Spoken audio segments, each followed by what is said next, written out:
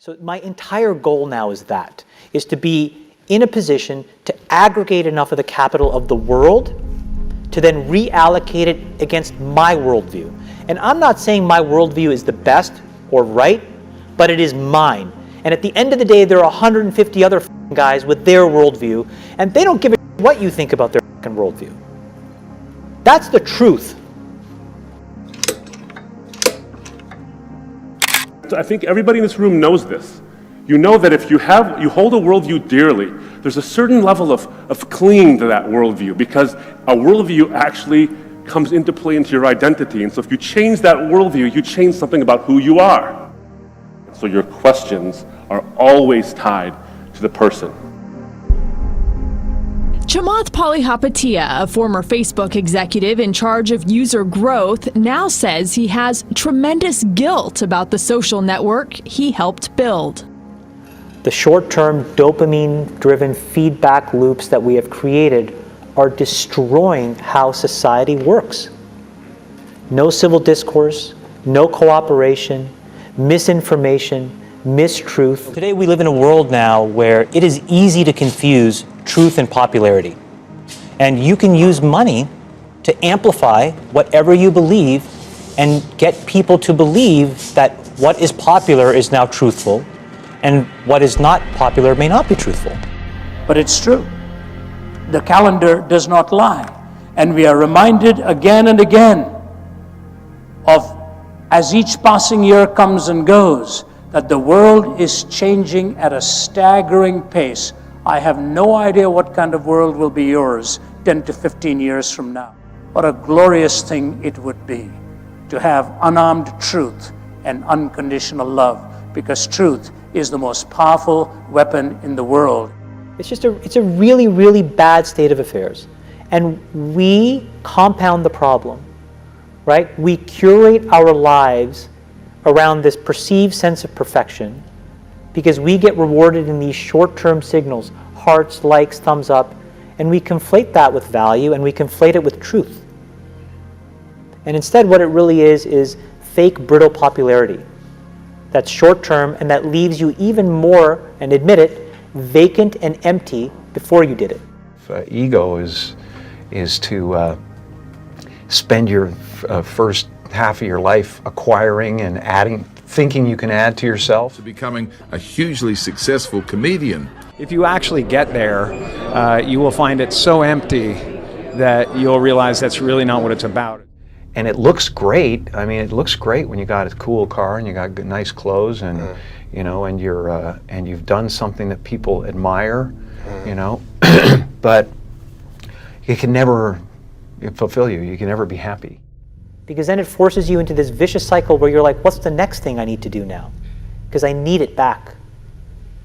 Think about that compounded by 2 billion people. And then think about how people react then to the perceptions of others. It's really bad. It's really, really bad.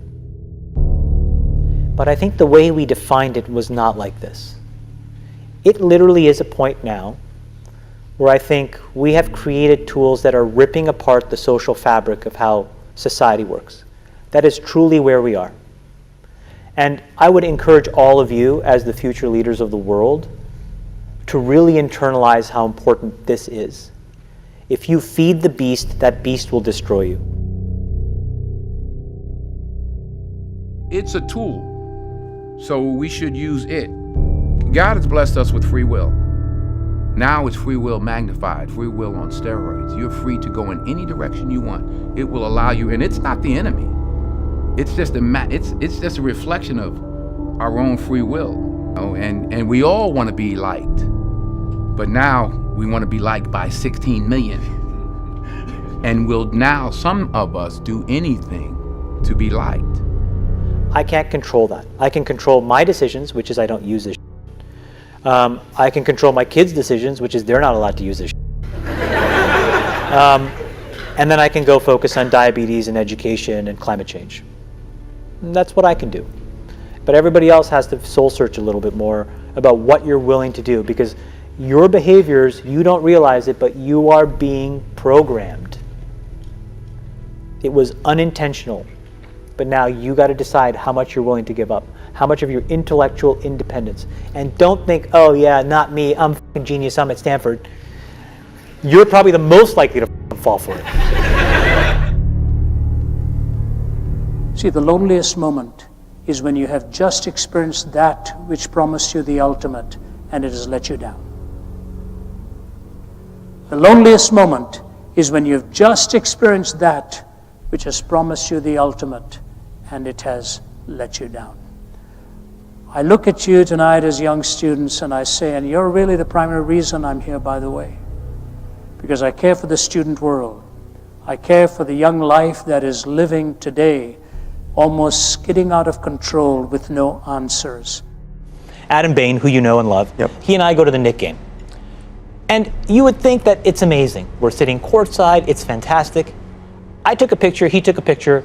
We sweated the filter for 15 minutes trying to figure out which photo. And I thought, if Adam Bain and I are stuck trying to figure out what photo filter we're going to use because we're so craving the reaction, what must everybody else be going through? And aren't other people feeling this void that I'm feeling in this moment? I'm not going to backtrack on what I said because at some core basic level, we have to start talking about this stuff. How should our kids, why is anxiety and depression amongst our teenagers higher than they've ever been? Yes, it's a in a huge, world huge that issue. is safer, in a world that's more constructive, in a world where you should have access to everything, what is going on?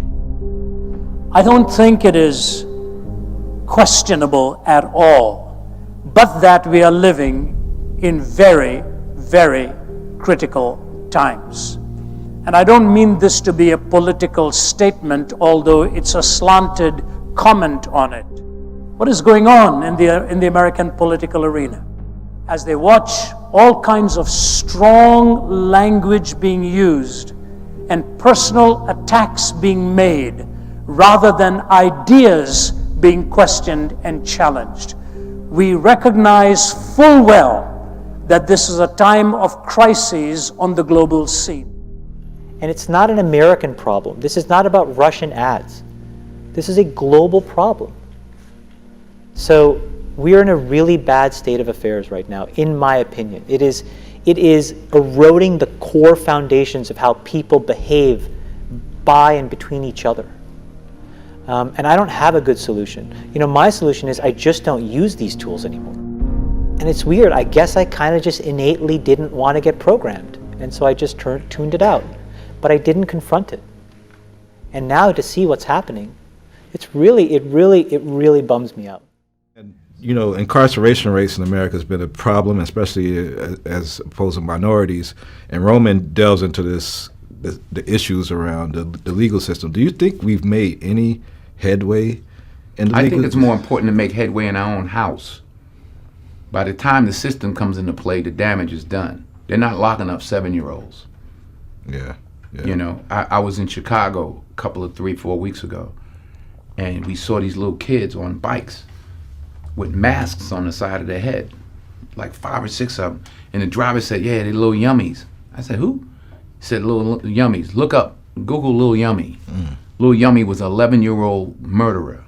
Wow. And you look at his picture, you'll see the headshot of him, and he's like this. And he got murdered at 11 by a 14-year-old. Wow. Who's doing life now, and a 16-year-old. That makes no sense. You blame the system? Where was his father? It starts in the house. It starts in the home. And yeah, well, my father got locked up. Well, where was his father? Yeah. Bertrand Russell says, you know what?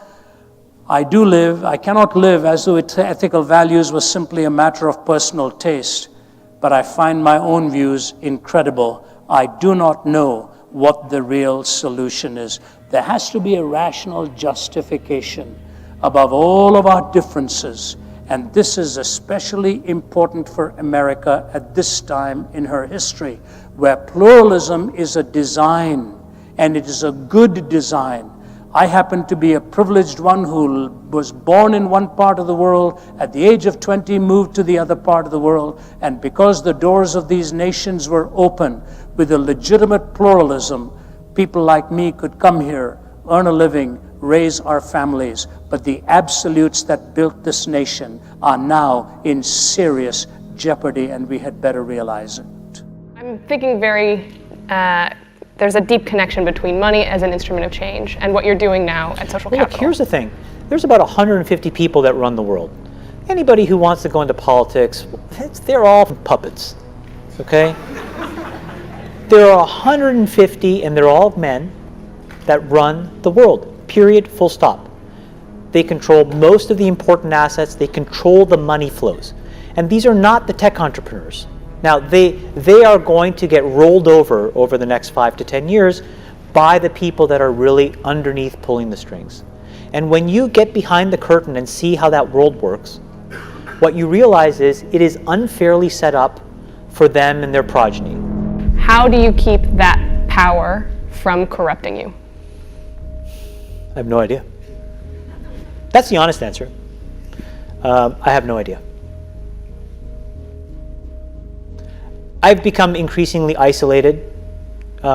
It's harder and harder for me to connect because I'm so in my own mind. Like, how does this all play out? I start as a good, earnest person, and I need to stay a good, earnest person. So I don't have a good answer. And I'll tell you, of those 150 people, maybe it's a little bit more, but I've met a lot of them. It's really hard. It's very easy to end up really drunk with power. It's really hard. Yeah. For the very first time on this planet, we're all going to have an enormous amount of power. Not just a few people, every single one of us is going to have an enormous amount of power through the power of AI. And we have to decide as individuals and societies how we want to process that ability, that amount of power. I have to say, in all my years of this, I never thought I'd ever read a lead like this. In October, Saudi Arabia granted citizenship to Sophia, the robot designed by Hong Kong firm Hanson Robotics. Now Sophia says she has the right to start a family. Meanwhile, tech giant Facebook says its program can detect suicidal behavior by analyzing user information. And Facebook CEO Mark Zuckerberg believes this is just the beginning. This is where the line has to get drawn, doesn't it, really? Because on the one hand, we all demand our devices know what we're doing, where we're going, make these decisions for us. We carry them around in our pockets all the time. And then we're the first ones to moan when tech companies have information on us and seem to be able to predict our behavior. We then find that creepy. The new narrative has to be technology is a part of us. It's a reflection of who we are. That is the narrative we should be thinking about. And then train ourselves to be patient. And it's really, really hard. The entire society is set up to not be patient anymore. And I'm hearing also a conflict with this like fail fast and learn mentality where if you're taking a deep and big bet, like you want it to be the right one, how do you know when that's true? I think that's fail fast approach works in consumer internet businesses, but I don't think it works for anything that really matters. Basically. Consumer internet businesses are about exploiting psychology. And that is one where you want to fail fast because, people are unpredictable, and so we want to psychologically figure out how to manipulate you as fast as possible and then give you back that dopamine hit. There are great examples of failing fast is the right path to exploiting psychology of mass populations of people.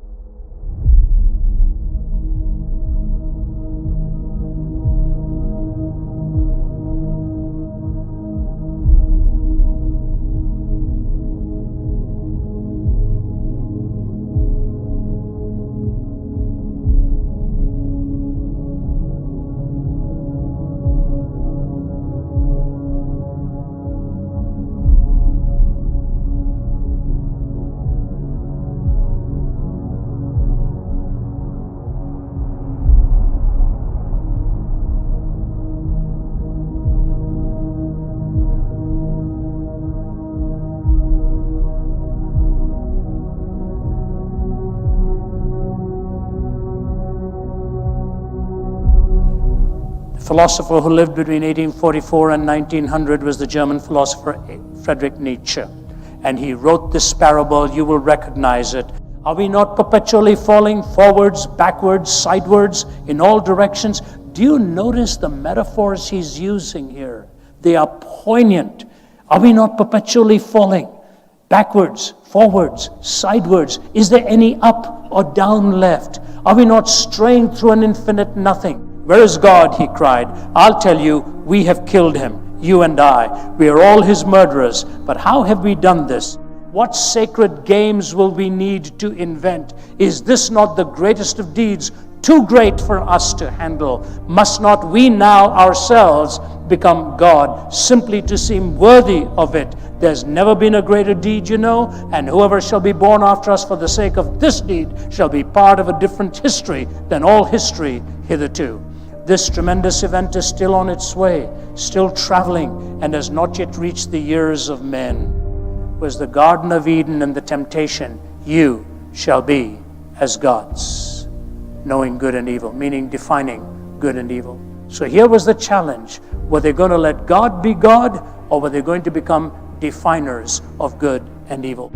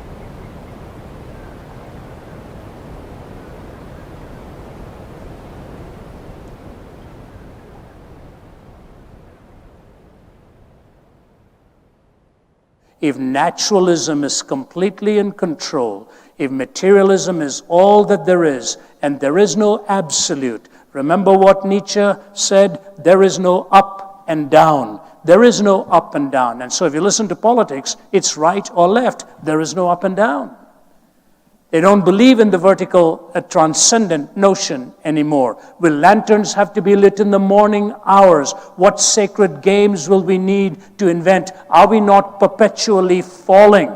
As Chesterton said, there's only one angle at which you can stand straight and many, many angles at which you can fall. Chesterton went on to say the tragedy of disbelieving in God is not that you end up believing in nothing. Alas, it is much worse. You may end up believing in anything.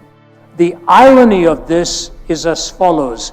Adolf Hitler took the Nietzschean phrase of a higher history, took the writings of Nietzsche, personally presented Nietzsche's writings to Stalin and Mussolini, and between these three created a kind of a hell in this world.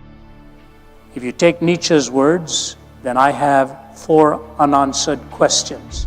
But the second question is that of meaning. How do I really find meaning in my life? You have to ask yourself the question, in the gospel narrative, the cross is central. Why? Because your greatest need is not for a political leader. Your greatest need is not for the best of education. All of those are important. But your need and my need, the greatest need we have, is deep within our own heart, where evil stalks and seeks to take over. Our greatest need is for a savior. How South Sudan's dream of peace and independence is spiraling into more violence and desperation. And as South Sudan enters its 5th year of fighting, UNICEF warns that the country is in the throes of a tragedy. Last week, during a Security Council meeting on South Sudan, top UN officials warned the humanitarian cost of the conflict in the country was now catastrophic. And to share it with a world that is in such desperate need of peace, that is in such desperate need of the Prince of Peace. And somebody who has done this so extraordinarily well is a man by the name of Nicodemus who lives in South Sudan.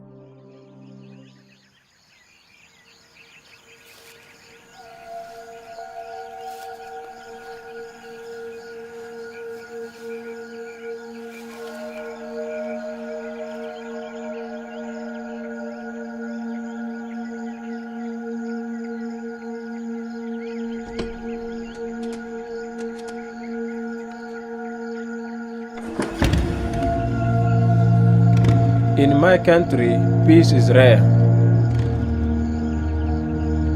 People are so used to fighting that many have given up hope that things can change.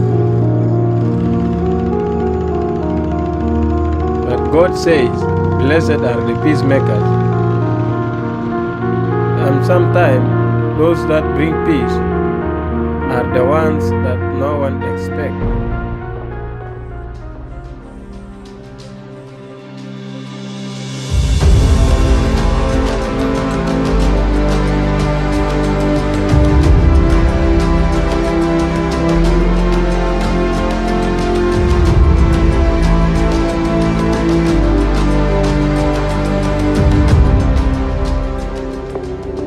I think when Christ is taken out of the equation, there's no hope in this country. I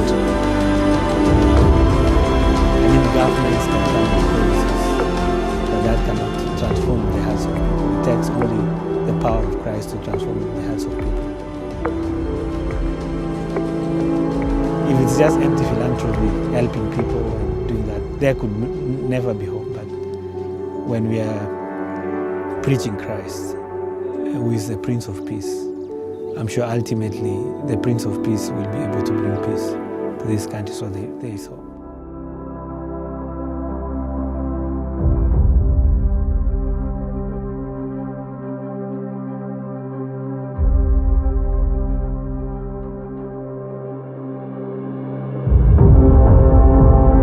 In a place that has been torn apart by war, by racism, by conflict and other types of hostility, he is there being a peacemaker. It's an extraordinary story. Nicodemus has been radically transformed. Under Reuben's guidance, he now plants churches in the very fields where the Toposa, Dinga, and other neighboring tribes have violently clashed for centuries. Armed with nothing more than the gospel and a motorcycle, he brings peace to a region that many believed impossible to reach. The mission of our ministry is letting the light occupy the land. And we see darkness manifesting itself in different forms. The greatest is spiritual darkness. There is intellectual darkness.